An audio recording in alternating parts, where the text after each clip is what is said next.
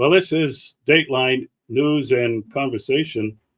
It's Sunday, March 29th, and my guest today is returning, John Rachel. Many of you really enjoyed the conversation we had last week. We're going to pick up where we left off, and then I'm going to move on because we need to talk about his efforts at coming up with a peace dividend, a way to end war and a way to change the system.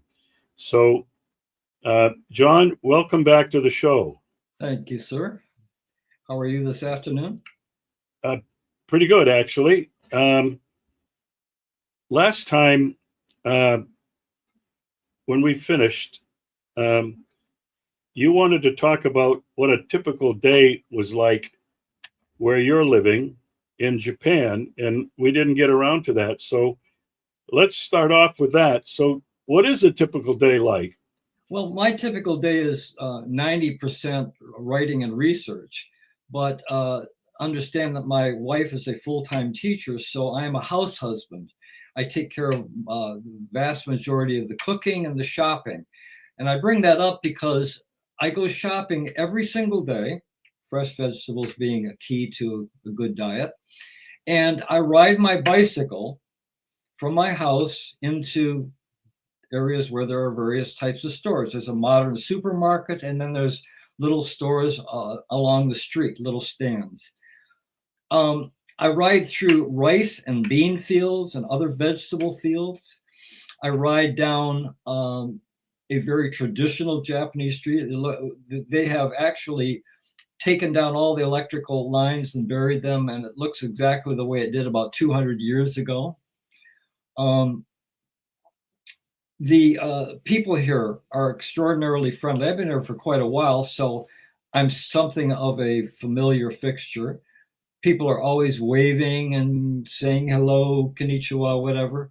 And it's truly a pleasant experience living here, a sharp contrast to anything I've ever had happen in my life before. And people that live in cities are not going to experience what I'm experiencing. I live out in the country, and we literally are a traditional farming community. But let me just tell you a little bit about the way it's organized, because I think it has a lot to say and is very instructive for some, for those of us that would like to see more positive changes in America. Tamba Sasayama is the name of the town, sometimes just called Sasayama. We have our own castle. We have many thatch roofed houses in town and so forth. It's not exactly a tourist town, but it does attract a fair number of visitors from various other parts in Japan.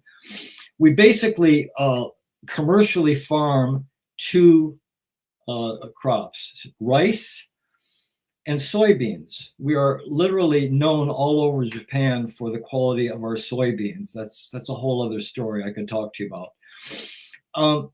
But what I wanted to tell you is that even though it's a small city of 56,000 people, it's geographically very spread out, because it was actually, Tamba Sasayama is actually 5 towns that were consolidated into one city government.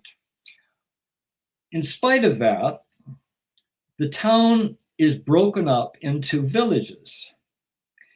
I live in a village called Noma Village. I'm actually on the eastern border of the town.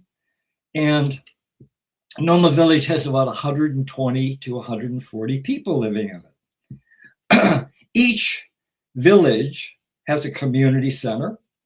Community center has usually one large room that they hold various, functions in. They have a kitchen and so forth. And the grounds around the community center are beautiful. We have flowers planted and a couple small shrines and so forth.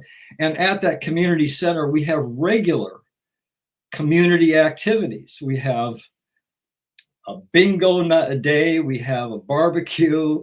We have, at least 5 or 6 things where all of the families get together, kids, adults, all get together and enjoy one another's company. Each village typically has a shrine. We have our shrine is right across the street from us, a beautiful shrine on a hill with majestic trees, and there's a river that runs by it with kind of small rapids. Benton is called Benton Shrine. Benton is the goddess, which is perfect for my wife and I. It's the goddess of the arts and music. Now, why I bring all this up is because this morning I had an experience that is so uniquely Japan. I have to tell you about it. Today was Community Work Day. So when weather's nice and we're finally getting spring here, we have about once a month, we have Community Work Day. And there's 42 families, and every family is expected to send one member of their family. Sometimes it's maybe a teenage kid, it's the wife, it's the husband, whoever. I elect to do this because I really love doing this. And there are various tasks associated with taking care of our community. We have to cut back the bamboo, which goes crazy. We have to cut back the kudzu, which goes crazy. Today was ditch cleaning day. Not one of my favorites, but we all had our rubber boots on and we got out for 2.5 hours. We worked together in small units and we cleaned the irrigation ditches. I mean, Japan, like a lot of other Asian countries, have perfected irrigation to a high art form. It's absolutely amazing. Because we grow rice, those rice fields have to be flooded. Then they have to be mulched. Then there's a certain optimal level of water that has to be contained. The water goes up and down, and it's all controlled by these various I don't know what you call them. They're not even valves or little barriers and so forth. But anyway, the ditches over the course of the winter become very clogged with debris and dead leaves and whatever. And our job today was to clean the ditches. After we're working for maybe about halfway through, they bring us green tea and pastry. And the thing about working, even though the work is very arduous, today was really difficult, to be honest with you. The laughter and the fun that these people have just enjoying one another. The sense of community is amazing. At the community center, they have regular meetings. My wife for 2 years has been a team leader. So the village is broken up into teams. And those teams, then we distribute literature, we keep each other posted. There was a period last year when it was very important that the community leadership work closely with City Hall, because we had an invasion of monkeys. There's actually 5 monkey families that live in and around our area, and they don't actually hurt anybody, but they do tend to treat all the gardens as salad bars, and so we have to alert one another when the monkeys are coming. So the point of all this is there's a sense of community, and there's a sense of shared responsibility, and there's a sense of mutual respect and care for one another that I've never encountered anywhere. I lived in a really nice community in Portland before I left America, and even there, it was an upper middle class neighborhood, really nice people. Everybody was successful. We never got together to do anything.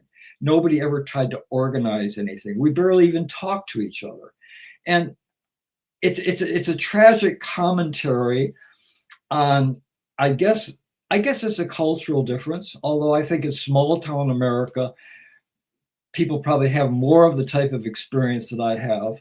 But it's unfortunate that even though we say we're all Americans, go Team America, blah blah blah. I never sensed that visceral feeling, that identification with other people. And the village system is really interesting. I've read social psychologists that say that the human being is basically evolved only to the point where about a maximum of 150 people were able to make a strong connection with. Anything beyond that, and the connections start becoming a little nebulous and a little diffuse. And when you get up into thousands of people, like they say, you know, one death is a tragedy, a million is a statistic. You start getting that, the big number blur. And that is actually, you know, part of our DNA. It's unfortunate.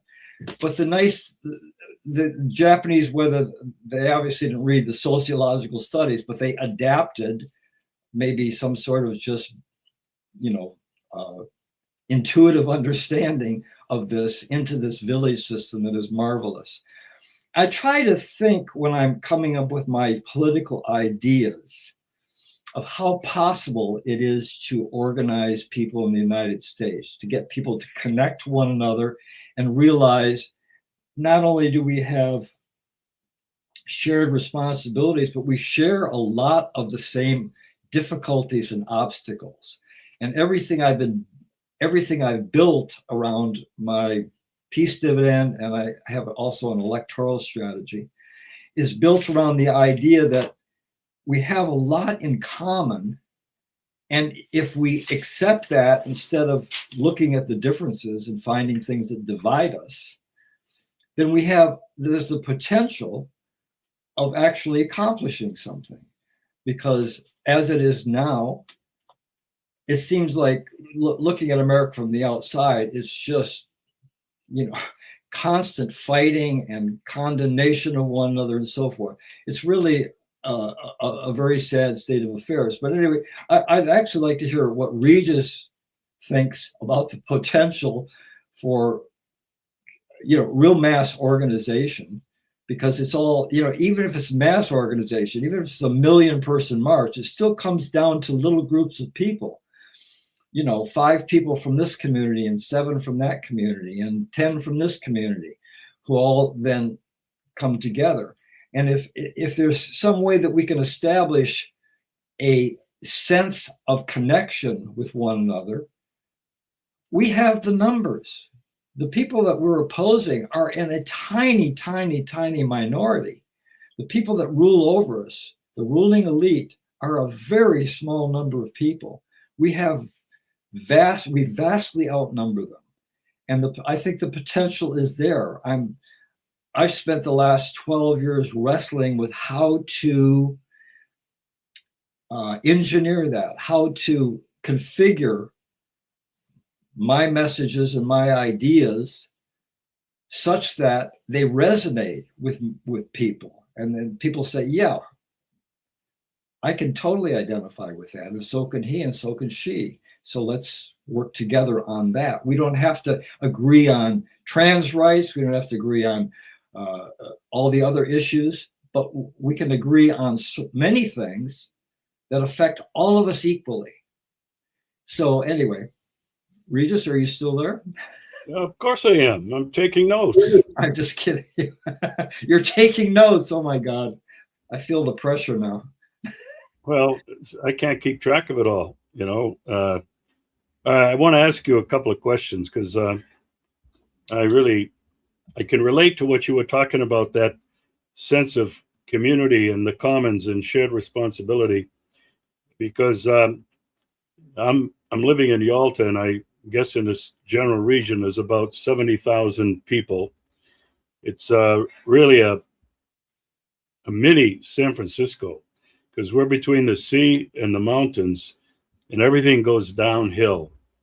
But the city center is flat.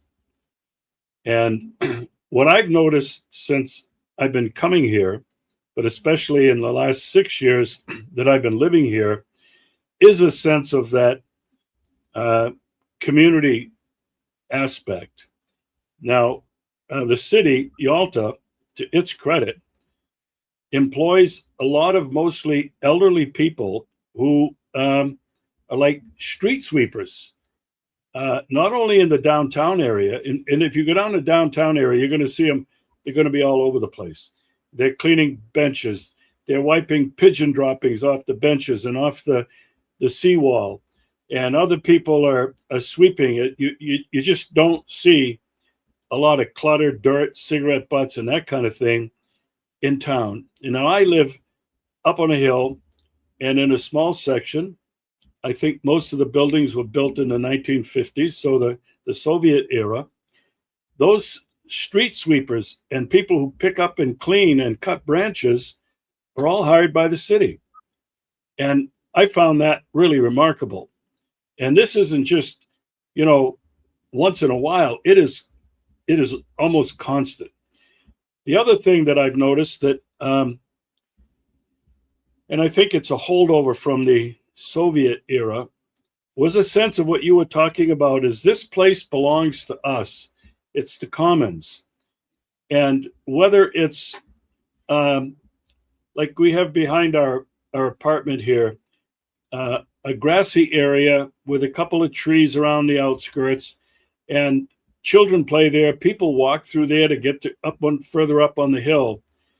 But in the fall, when the leaves fall off the trees, you will see 3 or 4 older people, and I mean older people. They'd be in their 80s at least. Women and men raking up the leaves, putting them in bags, and hauling them away. In the apartment building where I live and where any of these other people live, you'll find a little old lady who will be cleaning the steps, washing them, sweeping them dry. So this sense of community where people share in taking care of the place is something I've felt here in Yalta, and I've never felt it really anywhere else. I could also relate to... It's something that needs to be inculcated young. And now this is, I don't know whether people will find this interesting or not. My wife was a school teacher in an elementary school. The kids serve the lunches, the kids clean the dishes, the kids clean the classrooms, they even clean the toilets. They feel like the school belongs to them. They share a sense of duty to one another and to the school because they're part of it. And so that's something that is inculcated from a very young age here. I'm trying to imagine an American parent. The kid comes home and says, "Yeah, I had to clean up the toilets today." It's like, oh, get the attorney on the phone, right? Yeah. Well, it's not quite like that here, and I agree with you. I think probably during the Soviet era, that there was throughout society, all demographics, from old to young, felt that. Unfortunately, and I don't know what it's like in larger cities in Japan, but the younger people have really been very much influenced by Western neoliberal ideas about everything, and they're very different, and that concerns me. The other thing that I wanted to say is, as an expat like you, I don't live in a little village, but I live in a small neighborhood, and Yalta is a small place, but I stand out. I mean, there's only 2 other Americans living here, and I'm married to a Russian woman, originally from Yalta, and it's amazing the friends that I've made because of her, that I will meet in town. I'll meet on a bus, and people light up and will come over and give a hug and, how you doing? And if I'm alone, they'll say, where's Tanya? It's my wife. So I've never felt that anywhere else either, but I think part of that is being a foreigner. And anyway, a couple of other things.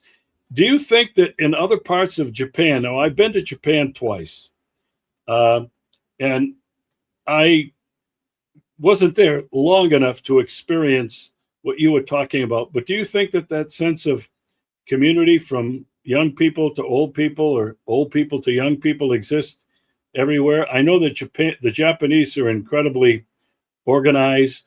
It's an incredibly clean place. I mean, it was almost like it was, I don't know, artificial, but do you think that sense of community exists everywhere? I doubt in the cities if it exists like that, but there is a great deal of respect for other people. The level Yeah. of honesty here is breathtaking.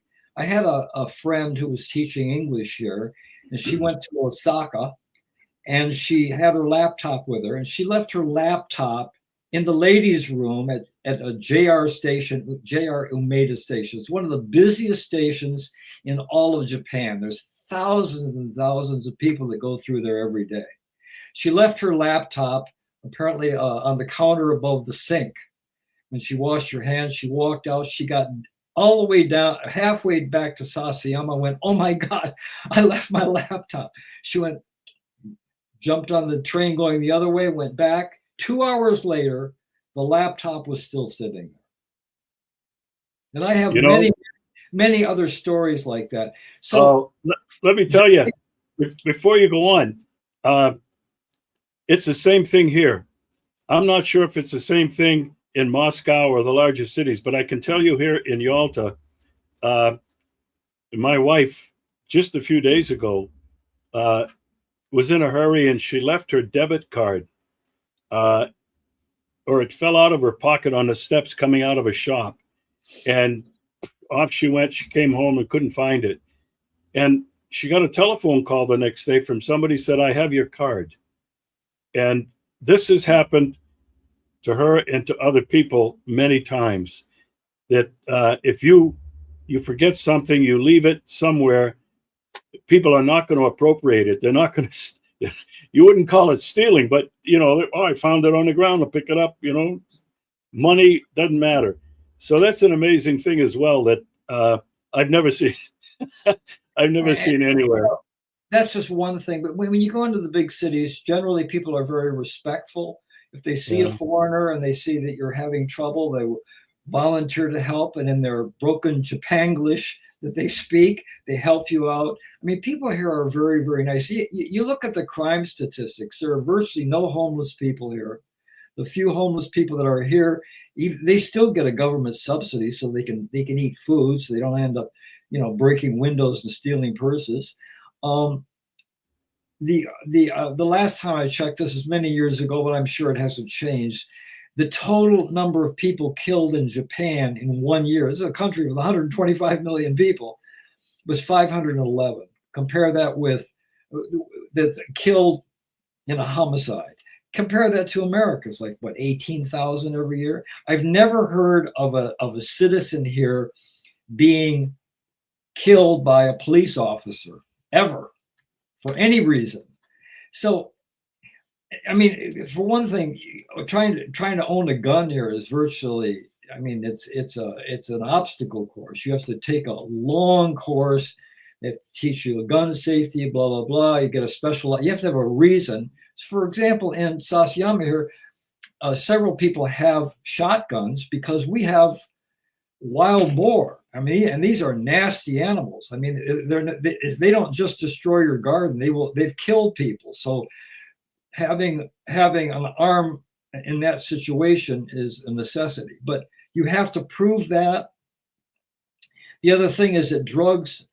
My wife told me that actually drug use is starting to increase among the young, and I think that what you just pointed out, that is something that's going to eat away at this little fairy tale that I live in, because unfortunately with smartphones, with the internet, with all the Western movies, with the party mentality that they get from the West, I think it's slowly chipping away at some of that. But in general, and by the way, this is also true of China, very, very safe. You can walk down the street at 2 a.m. Nobody's going to hold you up. Nobody's going to threaten you. It's very safe here. Crime is virtually non-existent. It's quite a contrast to the day before I went on my year around the world trip that I mentioned. I left on August 3rd. On August 2nd, I used to be a music producer, and there was a hip hop concert going on in town. And I went, this is Portland. I mean, Portland is considered almost like the crown jewel in America because it's such a livable city and so harmonious. The day before I went to this concert, I came back out to my car, And as I put the key in the ignition, I heard gunshots, and I looked up, and there's guys chasing each other with pistols. I got down and I thought, how ironic. I'm supposed to get on a plane to go around the world tomorrow, and somebody's going to shoot me. And there was a gunfight. I mean, for God's sakes, this is insanity. So I try to keep my own. I tend to really delude myself when I'm coming up with these ideas, peace dividend and electoral, the contract for American renewal and things like that. And I have to always temper my optimism, temper my idealism with doses of reality. And the reality is that America is coming apart at the seams.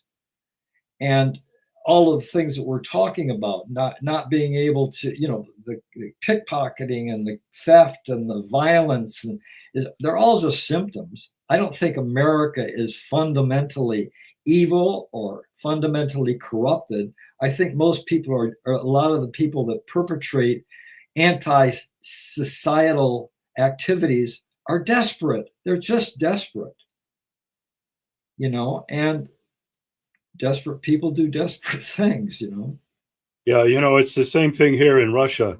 One of the first films I made, oh God, it probably almost 10 years ago now, was in Moscow.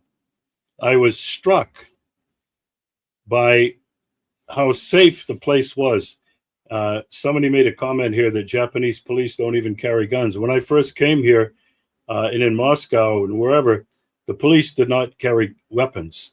As a result of the war in Ukraine, the American aggressive war against Russia and Ukraine, local police carry guns, and you will see government buildings, especially federal buildings, where there might be a couple of military personnel with machine guns. I never saw that before. But in terms of crime, like you said, non-existent here. Yeah, I cannot get over it. I keep commenting to my wife. We can walk anywhere here in Yalta, and you have kids who are 7 and 8 years old walking home from school alone, getting on buses, and they have their own little card to pay on the bus. And nobody walks around in fear. Old people, there's a lot of old people here in Yalta and in Russia in general. And they are out at all hours of the evening and late at night, walking around without fear. Same thing with me. I've never felt fear, living here. You made a couple of other comments that I think are really important, because one of the things we're going to talk about, I hope a little bit, a few minutes from now in this show, but in the future, because you and I both have been concerned with how do you change society? How do you change a system like government? Or how do you change a system like a church? It doesn't matter what it is. There were a number of years, about 10 years, that I had a organization consulting business, and I was a sole practitioner, but I was working with almost exclusively large government organizations. Now, you had mentioned something that sociologists have been talking about this for a number of years, that the only real effective groups are between 120 and 150, where people actually know each other. They share common values. They may be in a certain location, but once a group gets larger than that, then the organizational things start to change. Hierarchy enters the picture. Authoritarianism enters the picture. And when I was working, I had developed a system of working with large, and now this is government, okay? They're not driven by profit, but they were concerned with delivering customer service. And I developed a model that I call top-down, bottom-up. And these organizations all had several thousand people in them. One of them was 5,000 people. And in terms of the people, as you move further from the top, they really felt disenfranchised. They didn't even feel valued. If they had a great idea, they'd mention it to their supervisor. The supervisor may have just whitewashed it, done nothing with it. If you jumped over somebody, you'd be severely punished. You might even be fired. And so what I was able to do is create these small groups of people across the bottom of an organization. They were involved in doing system improvement because they were the ones that ran the systems. The people up the top had no idea how a system worked or didn't work, but these people did. Anyway, it took a long time to establish this, even at the top levels of the hierarchy. I created small groups where they were working on a particular issue or in their particular part of this large organization. It might have been finance. It might have been in public relations. It might have been in a particular service to a consumer. But the point that I'm trying to underscore is it all begins with small groups that know each other, that have been given a voice, and they got the voice because of working top down and bottom up. There were groups of younger people, I shouldn't say younger, frontline people, middle management and senior management that used to meet once a month with me for a day. And at first, senior management didn't want these middle managers there. They certainly didn't want these frontline employees because, it was really, they thought, undermining their authority, undermining their respect, who they thought they were. And after a while, it was transformative. And so, I mean, just going off on your point about it begins with small groups. Now, you mentioned what's going on in the United States. Well, yesterday, there were these No Kings protests, the third iteration of this. There were over 1 million people in Minneapolis alone. I think probably millions of people in places like Chicago, San Francisco, Los Angeles, but it was all over the country. And these crowds were massive. In my thinking, and in discussing this with you today, well, this is probably the first large, and I don't know how sustainable it's going to be since Occupy. And I was very much involved in Occupy, but that was permanently shut down by Obama over one weekend because it became too threatening to the people who were controlling the power. I'm concerned about the same thing with this No Kings protest. They weren't just protesting, get rid of Donald Trump, who is acting like a king. They were protesting the war. They were protesting immigration. They were protesting things like the unequal distribution of wealth in the society, the 1% versus the 99. But the thing that I've become more, I think, objective when I look at, well, okay, what happened today when they woke up? What will happen Monday when they all go back to work? Is it going to move the needle at all in terms of real change in this society? My guess is Trump doesn't care. I think the people that control him don't care. I think we've seen with their use of ICE, not only in Minneapolis, but they were in Portland, they were in Los Angeles, they were in Chicago. These guys are both basically thugs wearing masks. You didn't know who they were, no identification. And people ended up getting killed, but hundreds, maybe thousands of people ended up getting arrested, and some of them wrongfully. And so that's the thing that concerns me about when a government like the United States becomes that authoritarian. I will even call it fascist. They will not stop at using anything to maintain their power. And I'm not talking about Donald Trump. I'm not talking about any of the people in Congress. I'm talking about the people who control the system. And, you've written a number of books on bringing about change, and you're focused on the peace dividend. And, how can this help people understand what really needs to be done and work together? And how can we change the system?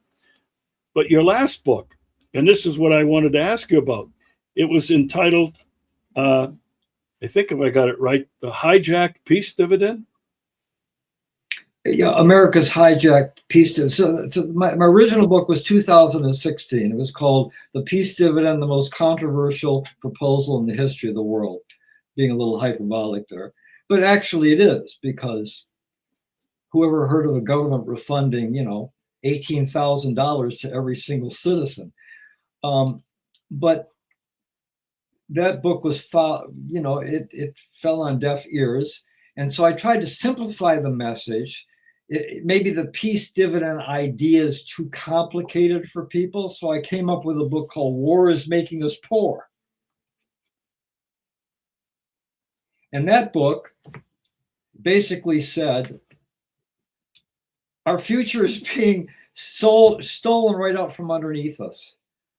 Your ability to support your family is being stolen. I go at all levels, federal, state, municipal, and I show how every level of government is bankrupt, and it's just sucking the money out of the wallets, out of the household budgets of every American. And then I go into how much debt Americans are.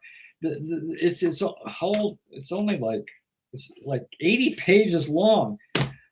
I'm not trying to sell books, but people should read it. It's just packed with all these statistics that boggle the mind. Of course, they're all out of date because these debts just keep exploding, every minute goes by. Now, that didn't catch on. I don't know. I really don't understand. Anyway, America's Hijacked Peace Dividend is a complete fleshing out and an updating of the peace dividend concept. If you want to go into it, I can kind of explain. I do. I'd like you to explain who hijacked it. Why did you title it The Hijacked Peace Dividend? It was hijacked by the military-industrial complex, by the military-industrial, congressional, media, think tank complex. Yeah. Because these people are the ones that are kept in power and rolling in money by perpetuating war. That's who it was hijacked by.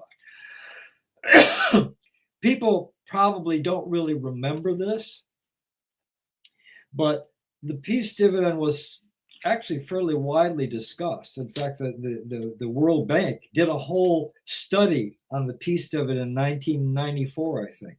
And they said, this is an opportunity. The way that 9/11 changed everything, the peace dividend could have changed everything forever.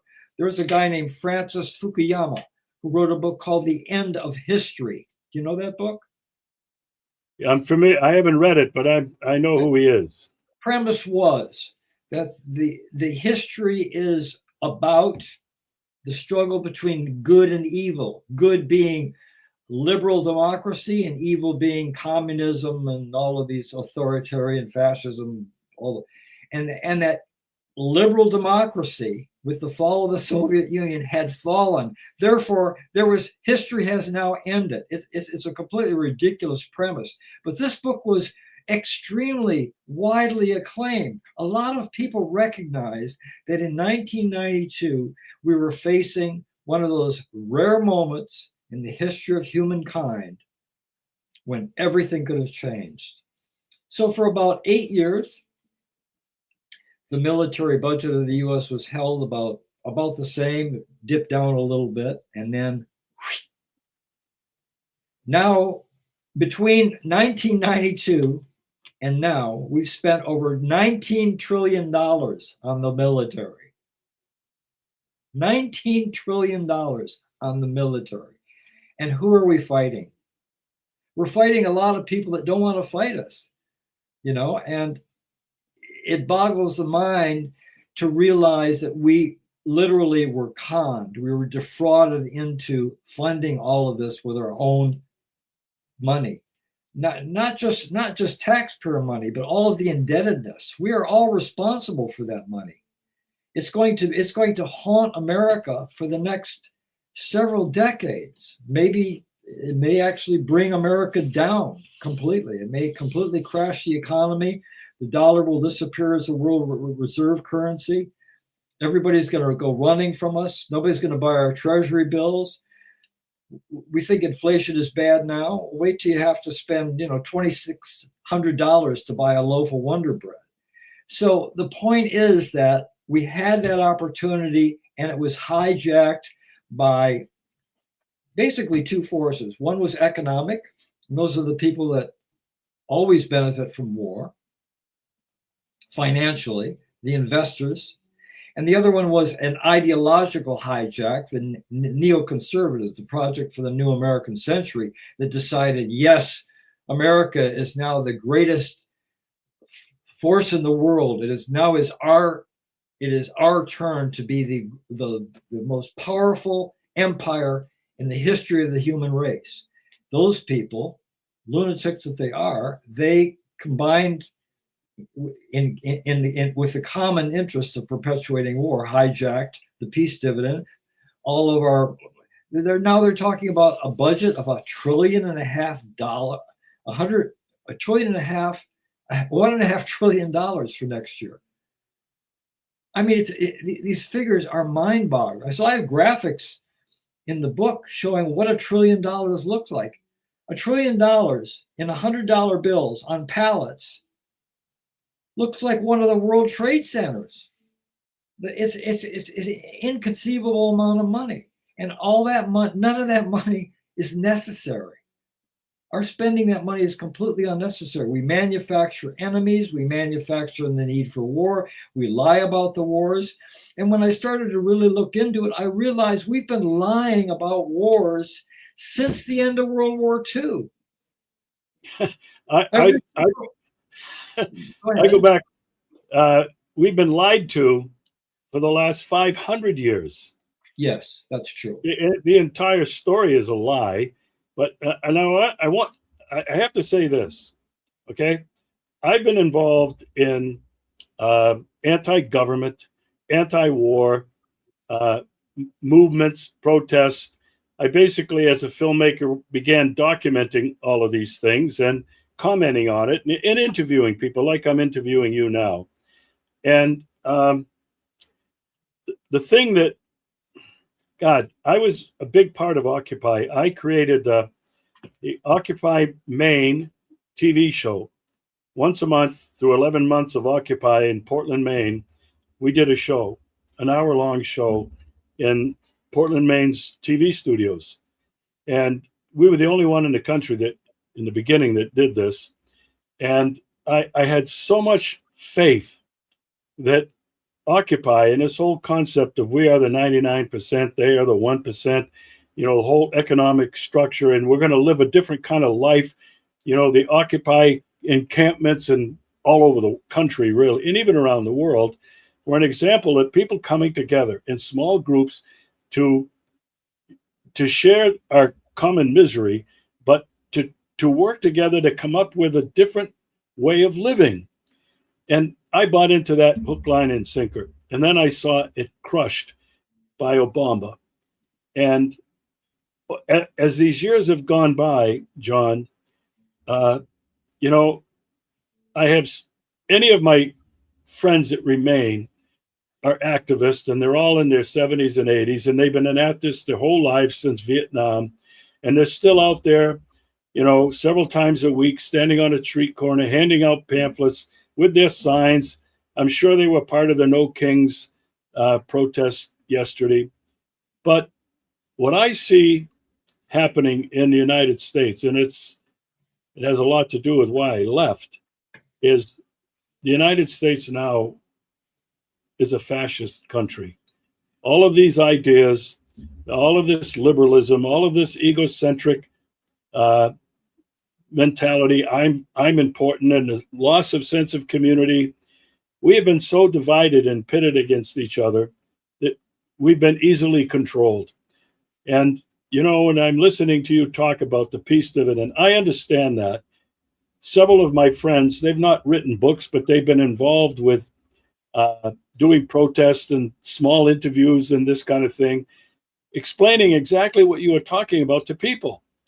What these constant wars are doing, the escalating war budget, what this would mean to people in their own families, in their own pockets. It just, for some reason, it's not resonating.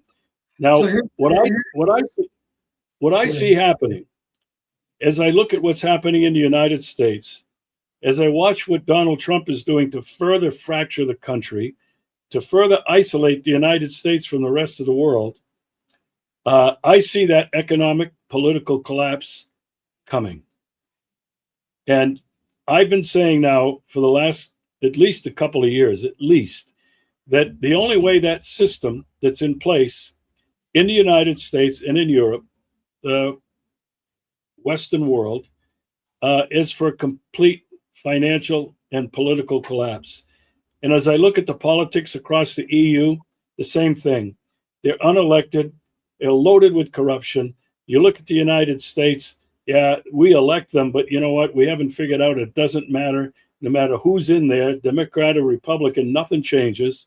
And so I see what's happening in the United States as this jackboot of fascism that's coming down on all of them. And I think given this $39 trillion national sovereign debt rising, whatever it is, $1 trillion every 6 months, and what's happening to individual people who have no savings to really speak of, that if there was an emergency, they wouldn't be able to go to the hospital, or if they missed a paycheck, a house payment, they'd be on the street. This is a society that is, to me, is not sustainable. And because of what it's based on, it's really economics and power and war, is quickly coming to a collapse. You mentioned the dollar. The dollar is in the toilet right now. You've got China, you've got Russia, and you've got even the Iranians that are controlling the Straits of Hormuz are saying you can only pay up if you pay in yuan. I mean, the handwriting's on the wall. The game is over for the I want to call it Euro-Atlantic Alliance, the City of London, the Bank of London, Wall Street. This is all tied to, it's all coming down. And I think the rest of the world is looking at it right now and seeing it, understanding it, and gradually trying to remove themselves from the power and the influence that the United States still has. And John, maybe it's going to take a collapse like that, colossal, for ideas that you've been developing and communicating for I don't know how many years now, a long time. Maybe those ideas then will be discovered. And maybe that will be the dividend. That'll be hopefully your work and work of people like me who are fighting the same system, and the millions of other people who have felt disenfranchised and voiceless.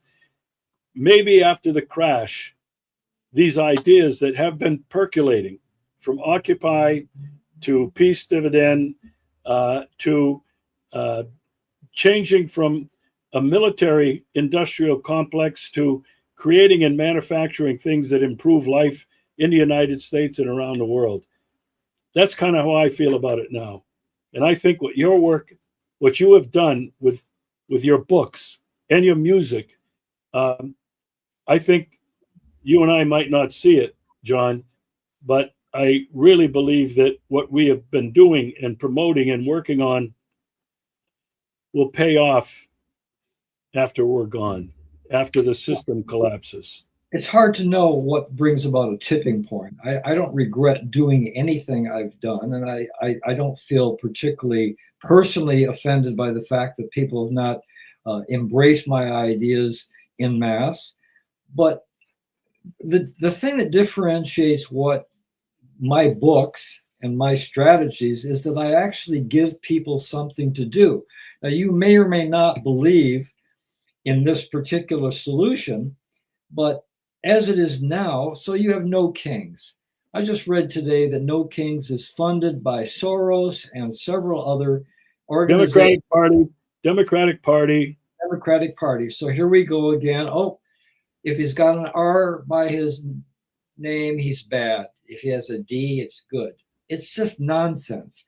the thing that I suggest with everything that I do is that we put our own candidates on the ballot, because you're right, no matter who we vote for. And why is it that no matter who we vote for, things don't change? Because those people are selected by the major parties. The major parties are owned by the ruling elite.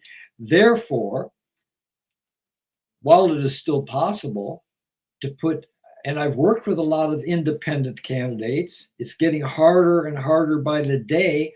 But again, we have the numbers on our side. If they say we need 50,000 signatures, we can come up with 100,000 signatures because we have the numbers on our side. Put these people on the ballot, give them an instrument which will certify the bond between them and the people that are putting them in office, something I call the candidate contract, and vote for them, support them. You're right. It all may collapse before any of this takes effect. But let's face it, the things that Occupy stood for, which is reducing wealth inequality, reducing the abuse of the banking system, reducing the influence of the Fed, all those things are purely a product of laws. Corporate behavior is governed by laws. And the people that are in office now serve those people by putting in effect laws which favor them, which reinforce their power and help them accumulate more wealth. All that can be changed by passing different laws. And you pass different laws by having candidates committed to passing different laws. I don't understand why none of these movements ever get to the point of saying, okay, if we want to reduce wealth inequality, here's what we need to do. We need to put a cap on income, or we need to tax all income above $5 million at 99%, whatever. It was 91% back in the 50s. So there is a solution to this, but nobody ever that I have seen has come up with just a simple solution of organizing within each congressional district. We have 435 congressional races in November. We have 35 senatorial races because there's actually 2 extra races because they have to replace Rubio and somebody else. They have to replace them. They're having special elections. So they're together, there are 470 races. That required, now nobody can keep track of all that. You can't get 1 million people in Minneapolis to all agree on that. But within each congressional district, there's got to be somebody, a former teacher, a high school principal, some businessman that has the respect and love of the community, a former minister, a current minister, somebody who stands on the side of the people who will fight the good fight. And you get behind that person and you take him to the people and you say, here he is. How do you know what he's going to do? Here it is. Candidate contract. Bam, bam, bam, bam, bam. He signs it. This is his bond of trust with you. This is his ironclad agreement to go into Congress and from day one start working for you, the people. Nobody goes that extent. I don't understand. So I've been developing the whole contract idea since 2012, believe it or not. I ran across Grover Norquist. You remember him? Yeah. No New Taxes pledge. So my contract idea was originally a pledge. And then I realized, well, why not just make it a contract?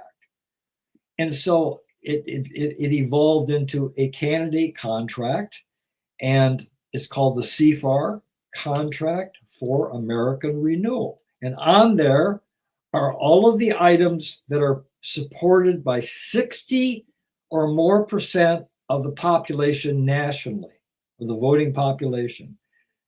You've got like 78% of the people want Social Security protected. You've got 72% that want it increased. You've got 80 some percent who want the minimum wage. Minimum wage has not been raised since 2009. They're on the contract. The candidate signs it. Every public appearance, he said, folks, you don't know me. You don't know me because I don't have the Democratic Party and I don't have the Republican Party doing my ads. I don't have, a PR firm working for me. But what you do have is you have my ironclad agreement, and here it is in writing. And here's my signature, what I will do from the day I arrive in Washington, D.C. I am here to listen. I'm one of you. I'm just a citizen like you. I'm here to listen to you. I'm here to work for you. I'm here to go and represent you. That's the strategy. There's a peace dividend contract and there's a contract for American renewal, which covers all the other issues. I agree with you, but I think it has to start at the really grassroots level. The local community, school board, for example. A very good friend of mine, she's been on the show several times. She basically espoused everything you said. Former retired school teacher, dear friend. She ran for the United States Senate in the state of Maine against Susan Collins, who's been in there forever. And she did extremely well. I think she did better than most people would have thought she could have done. But she was a candidate of and for the people. You know what? She never had a chance. In spite of the fact that everything that people cared about was represented not by Susan Collins, but by this woman. Lisa Savage is her name. I'll give her a shout out. I want to give a shout out to this one person who's been commenting throughout the show, Xpav Pushka. I want to thank you for taking the time to follow us here for the last 57 minutes and for commenting. I really do appreciate that. I think, John, given the time of day, for people in the United States, they're not even up yet. People in California and Portland, they can't watch this kind of thing live. I know a lot of those people will pick it up. It'll be saved and it's live to YouTube, Facebook, Rumble, and X. But like I said, unless you're in the part of the world where people are awake and it's still daytime, there'll be a lot of people that will have to watch it when it's saved and up on those platforms. Here's my offer to you. I'm more than happy to do this at 8 o'clock in the morning, my time, which is 6 o'clock in New York time, or maybe 10 o'clock my time. Now let's do that. I'm prettier in the morning than I am in the evening. So let's do that. That's really rough on you. I mean, no, it's not. Listen, I've done some shows at 12 o'clock at night here when I should have been in bed long ago. I've even done some shows at 2 o'clock in the morning. I mean, I've done shows with people in New Zealand and Australia where Jesus, that's, Japan is only 6 hours. Hey, that's not bad. Anyway, right. Listen, I do want to promote your books. In fact, I've been running across the bottom of the screen, your website, two of your websites, and your YouTube channel. And I want to encourage people to go there and to visit them. And yes, I do want to promote your books. We neither one of us had acted like we wanted to promote books, but the books have been a part of the conversation. And it's also why in the first show we did, I wanted people to know who you were or who you are and what your journey has been that has led you to develop your thinking and your ideas and your values. And I think we've done that. We had many good comments on the first show. There are a lot of people just related to you, and we're going to keep doing it. And I don't think we'll run out of topics, because I think we both have come to a point in life where we're able to think critically, and we're able to think as two people who have had not only a very liberal background and education, but have traveled a great deal around the world and have come in contact with all different kinds of people. And so we share this hope and this belief in the basic goodness of humanity, and it can be organized differently. And so we'll continue, John, and I'll put something in the calendar for next week. We can do another show next week. I want to say ALEQX also checked in, watching on Rumble. And XPav Pushka was watching on YouTube. So there's a couple of people that are up. I want to thank them, and I want to thank you, John. We'll do it again next week. Thank you, sir. Peace.